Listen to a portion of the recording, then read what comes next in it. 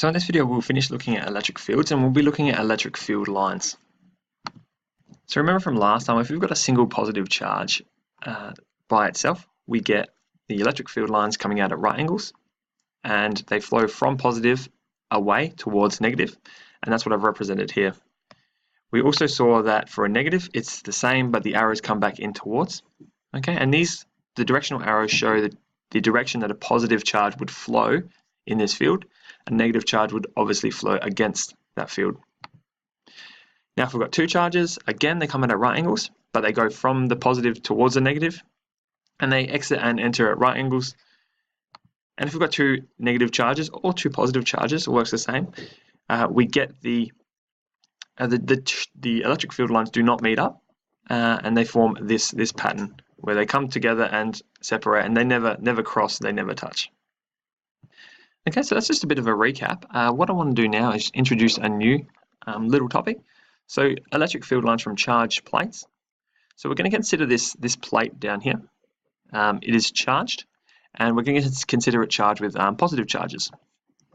So it's a conductor, and what that means is the positive charges, they don't bunch at one end, they just spread across nicely across the whole conductor, distribute evenly across the plate.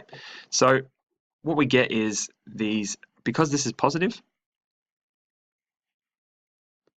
and there's positive charges all the way across, we get our electric field lines coming out at right angles, and they go from positive towards negative, so away. Now you can see that as we go around, so this on the top side, we've got them going upwards. On the bottom side, we have the electric field going downwards. At the corners, they come out at right angles again, so this angle here and the ends come out like that. So it doesn't produce a uniform field. However, it still follows the same rules as what we saw last time. All right, so what about a negatively charged plate? So with a negatively charged plate, we get the same result. However, the electric field lines would be coming back down towards the plate. So it's exactly the same, except the direction changes. And you'll find that's true with all cases we'll look at today. So why have I introduced these plates, these charged plates? It's because when we put them together, we put a positive plate, as you can see on the top here, and a negative plate on the bottom. We get this in the middle, we get very much almost a uniform field. Okay. Now, we can use superposition to find the field between them. And we can use that to look, and we'll do that later on when we look at the movement of charges in fields. But you can see in the middle, it looks very uniform, but on the edges, we get this curvature outwards. Okay, so you have to note this and have to remember, it's really important that on a finite, so a plate that doesn't go on forever, we get this non-uniformity at the ends of the plate. So the next thing I want to look at is hollow conductors. So you can see here we've got a charged plate, okay, and we've got something in the field to highlight what it's doing. And you can see these things are flowing. These are the electric field lines. The substance in this field has separated nicely to show you that field. But on the inside of this conductor, so this is a hollow conductor, there's nothing inside it. We have no field line in there. We don't see any of these straight lines forming. Okay, it's just no field inside a hollow conductor. Okay, and that's really important. Next is a pear-shaped conductor, and this is equally as important. So what we get is, for a pear-shaped conductor, is down the side we get this field that looks, it looks relatively uniform. Okay, same on both sides. And then we get this large curved area, and you can see the separation between the charges here is a lot more than here. All right, so you get the separation is related to how strong the field is. So larger separation means weaker field, closer together means stronger field. So we have a weaker field down here. Okay, and if you come down the end, what we have is this curvature causes a stronger field down this end. Okay, and if we zoom in on that point, the curvature, it makes sense because we're coming out at right angles, and because we are curved, we end up getting a lot more electric field lines coming out at that point, whereas the opposite happens at this end. Now this one's not as important, but I thought it was pretty cool.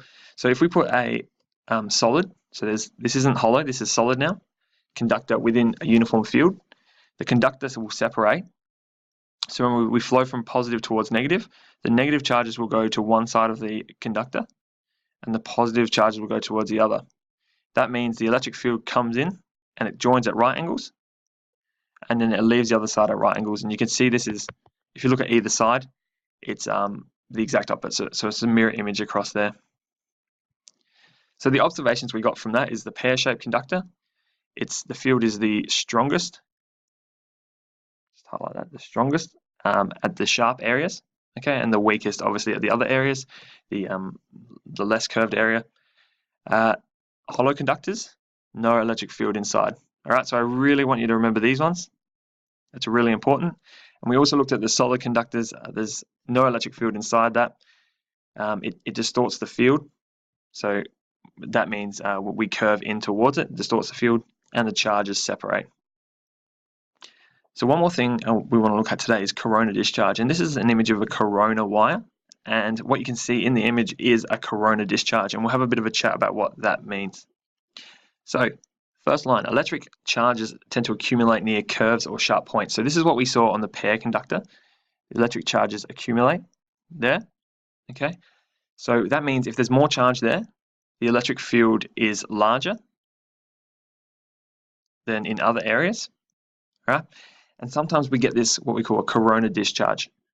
Now, corona discharge is when the charged particles, like we said, there's a build-up there, they can leak away from the highly charged object, okay? As they leak away, we end up seeing this effect, corona discharge. So this is the process of why we see the effects we do with the corona discharge. So the charged particles that escape, they interact with charged air particles. Now there's always some charged air particles around because of cosmic rays and other things. So the charge from our source comes out and interacts with charges within the air. The charged particles are attracted to the strong charges or repelled due to the sign. Okay, so the strong electric field accelerates the charged particles to high speeds, making them collide with other particles. This repeats, and the air becomes a conductor. All right, and this is why we see, one of the effects of this is we see colored glow near the end of a sharp point or a conductor. So all you need to know really is that there's a buildup of charges. They leak into the air, interact with particles in the air, and then cause this colored glow near the conductor. Okay, thank you. That's the end of our first section of electric fields.